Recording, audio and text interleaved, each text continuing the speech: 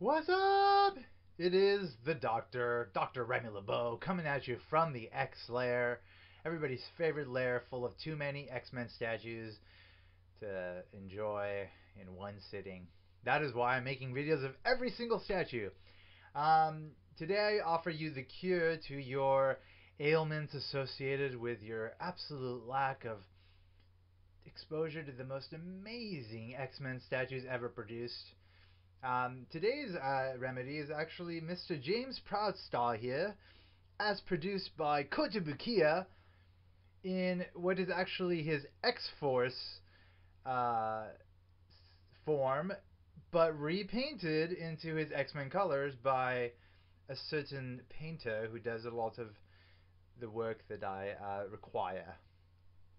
I have high standards for my statue collection, and fortunately, I have very talented people that are able to meet those standards.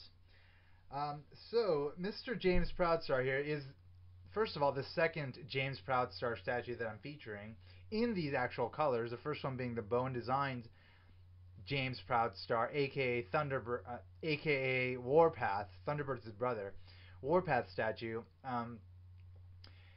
In so they Bone Designs produced one. You've seen it on my blog. It's actually the first video blog post that features the statue. It was released maybe a month ago, in his red and black, in his red and blue colors, his X-Men colors, a variant of the X-Force statue that they also released in his black and gray colors. Both are spectacular statues. I think that one is actually better than this statue, but this is such a close second. It's almost too close to call. It's like a photo finish type of call. This was sculpted by Eric Sosa. Eric Sosa is a very talented sculptor who's been working for Kotobukiya, it seems, somewhat exclusively over the last couple of years, creating some of the best X-Men statues they've been releasing. And again, this was released as an X-Force version. In their X-Force line, they've produced Archangel, Deadpool. Now there's a Wolverine coming out. Of course, Warpath here. And I forget which other ones. Let me see. Archangel. Ooh, I don't remember if there are any more, but I'm sure I'm missing at least one. But let me. Oh, this guy's heavy, by the way. Like super heavy. He's like super solid and big. Let me check the information on this particular statue. Okay, so this is actually number 58 of 700. Of course, now it's only one of one. It was produced in 2011, so this was actually produced 2 years ago. Um, and I actually have the original X-Force version, also in my collection, in my X-Force display. Some of you may have seen it in my X-Force display. Um, and that one I'll be featuring at some future point as well, of course, because it also warrants attention. But so when the original statue was released, I immediately thought, wow, this would look really cool in like his X-Men colors of blue and red. This is before Bone Designs ever revealed that they were releasing statues in both the X-Men colors and the X-Force colors. It was at the time where it was nobody was really giving him much attention aside from Kotobukiya for the X-Force display. Actually, I got to give Sideshow Collectibles their fair due credit as far as like sort of starting the excuse me, the X-Force statue momentum going, because they did do a diorama of X-Force that included Warpath, Ron Sinclair, Wolfsbane, X-23, and Wolverine, which is a very nice piece. I actually originally had that in my collection, but it just didn't fit in because it was a slightly smaller scale than the Bowen scale, and so I didn't feel that it fit in too well with my statue collection. And plus, there were all these individual X-Force pieces being released that I preferred, so I actually went with the individual pieces and sold my diorama off. But it's a very great piece. It's a great diorama, like just well crafted, well designed, whatever. Just I can't disparage it in any way. It's a great piece. If people have it out there, congratulations. It's a great thing to have. But at the time that this was released, there wasn't any other sort of indications that statue companies were interested in creating more Warpaths. And so I thought, well, I really love Warpath, but I really love Warpath in his X-Men colors. You can see him here. This is Uncanny X-Men number 476. This is one of the issues in the rise and fall of the Shi'ar Empire storyline, like this 12-issue miniseries, which was actually very, very cool. I really enjoyed the storyline. Um, but this reflects a period in which James Proudstar was actually one of the central characters of the X-Men team, um, and and and I really liked the outfit that he wore, and I thought it was great. I thought it reflected sort of his original character design somewhat, at least the character, not the original character design, because the original character design is him in his Hellions outfit, which was like pink and black, I think. But I'm talking about like the X-Force Volume 1 Rob Liefeld version of him, which sort of mirrors his brother's character design, who was Thunderbird, who was one of the original giant-sized X-Men characters introduced in that issue that died actually 3 issues later. So his costume kind of mirrored that costume with like blues and reds, but it was a lot more sort of just over the top, kind of larger than life. A lot of ruffles, sort of reflecting kind of like the American Indian uh, theme, but maybe not necessarily the way an American Indian would represent a character of that ethnic group. Um, but so obviously his character design has evolved and has been sort of toned down a bit, which I like. And so this is the character design that was eventually created. And I thought it was great. I really like it. I love like the four like spikes on his back and on his front, kind of making a big X somewhat on his costume, which I like quite a bit. And given the statue's size and given that he's a huge character, like as far as like stature and like presence, like I really liked this particular statue. I really liked what Eric Sosa did. So it just made sense that I would want to get him repainted in these colors. So again, I asked Mr. Robert Guthrie of New York. I'll put again his contact information on my blog post. So if you're interested in hiring him for his services, like you will be able to contact him. I asked him to repaint the statue, the X-Force Kotobukiya statue, into um, this this version, and he did not disappoint me. He did exactly as I wanted him to do. He picked the right colors. He painted everything very nicely. He did some shading in the right places, and it just came out very nice. Super, super nice. Um, the base itself. The base is ginormous, and an interesting it was an interesting choice for the base. Uh, so obviously this is an X Factor statue.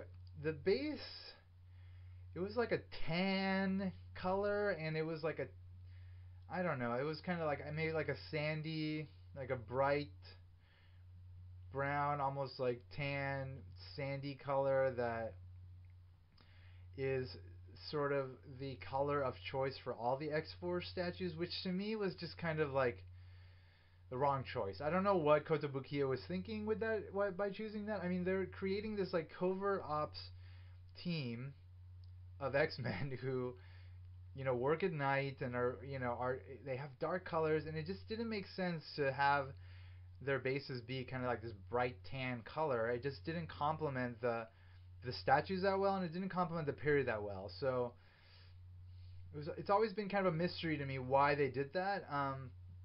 And I think they really kind of lowered the value as far as like aesthetic value of their pieces by making that choice. I feel so bad for them for having done that, because I think the statues they made could have been just such huge hits because the sculpts were really great. Eric Sosa did most of them, or maybe all of them, and he did a really great job. The guy's super talented. He did the X the Bowen Designs Deadpool statue, the original one. He did that statue.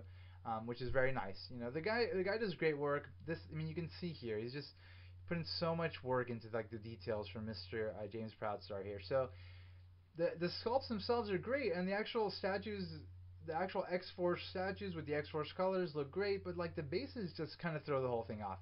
Anyway, that's all I'm going to say about that.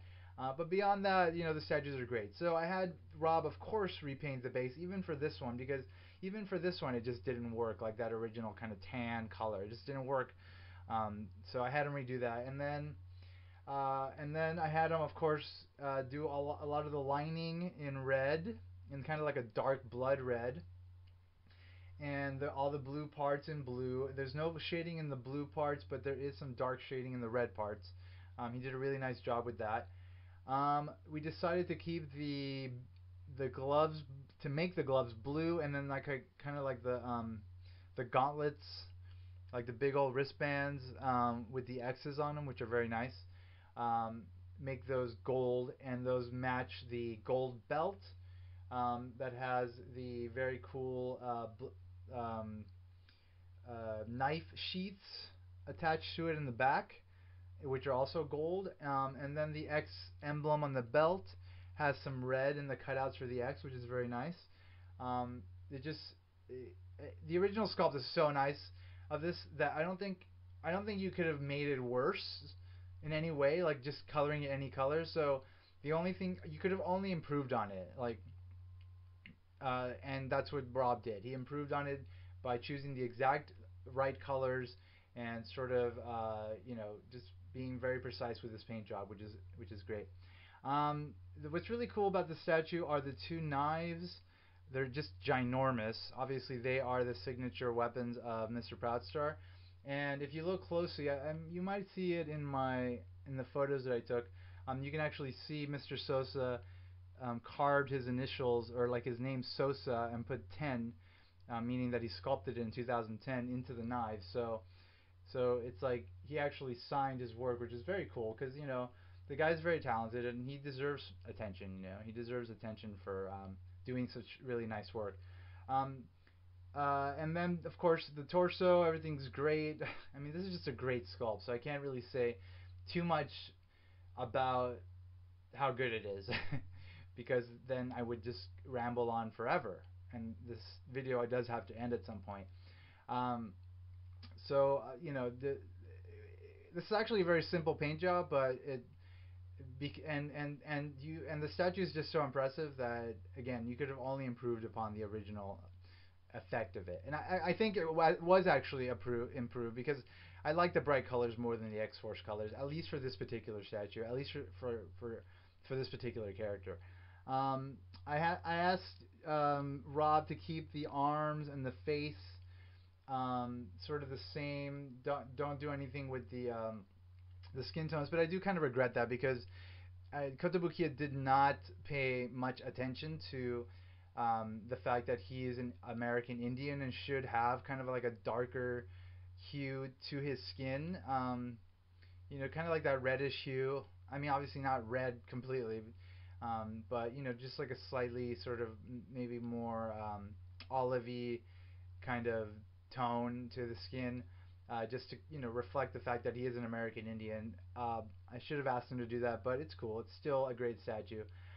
In the face, this is like, so the face and the hair. He's like a very tough looking version of James. Like, he's not as sort of like refined and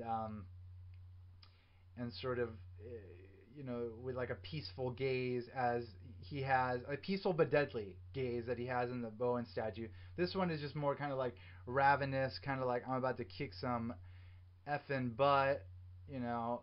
And I think it's mainly because, like, this was initially intended just to be an X-Force statue, so it makes sense that he would just be Mr. Badass in every respect. And so he's got that look on his face, and all Rob had to do on the face was to repaint the mask and then white out the eyes. Yeah, because the eyes were red in the original statue. And then beyond that, that's pretty much it. That's pretty much all that was done, and again, because the statue was so well done initially, like there wasn't much that needed to be done to make it impressive. But you can see from the video and from the photos, like these colors like really make so much of the features of the statue stand out. I think more than in the original statue. I'm going to feature that one soon on one of my video and blog posts. So you'll be able to sort of get like a comparison idea of the difference in overall sort of aesthetic effect of this repaint. But definitely, I think this is a better version of this particular statue, and I think Kotobukiya should actually produce this particular statue as well. I think people would buy it because it just looks great. It's a really great looking statue. And that's pretty much it, folks. I hope those of you that are interested in maybe getting this exact statue will hire Mr. Robert Guthrie, to do it, because obviously he did a great job and can do a great job on your statue. There are enough of these to go around, the original Kotobukiya X-force statues of Warpath, I think, because it's like he's one of those characters that is not necessarily completely popular with the older collectors, which tend to be the collectors that have the most funds.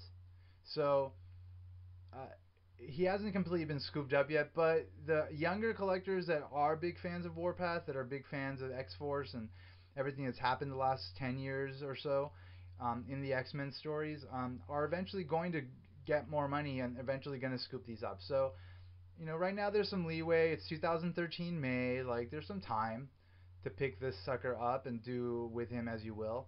But as all things that are limited and very cool, eventually they get scooped up by collectors that won't want to let go of them, and it will eventually be something that will be hard to get. So get your hands on it now before it's too late. Before it's too late. All right, folks, I'll give him one last twirl here so you can check out how awesome this statue is. It's enormous too. And another thing I forgot to comment on is just like the dynamic sort of pose. It's like a very dynamic pose, sort of, just really relaying like his power as a character, because he's a very powerful character. He's got a lot of strength. It really captures that and relays it really nicely. It's a very dynamic sort of pose, showing him about to kick some serious butt in whatever context that he might be in. As we all know, as some of us might know, I know, he's already the character of James Proudstar is actually going to be in X-Men: Days of Future Past, the forthcoming Bryan Singer movie, which I'm super excited about. So this character is actually going to become a lot more popular, hopefully, in the mainstream in the next couple of years. So again, if you're a fan of this character now, get this statue before other people find out about him and scoop it up. It's going to happen. All right, well, thank you very much for checking out my video. Thank you for checking out my blog. My blog is X-Men Statues of Future Past.blogspot.com. My YouTube channel is Dr. Remy LeBeau. Unofficially, it is Dr. Remy LeBeau's X-Lair. What's up? I'm in the X-Lair, hey! Thank you, as always, for your support. And, as always, X in the box, because ain't nobody checking me. I'll catch you all very soon. Take care of yourselves, and stay tuned for some more statue fun coming up.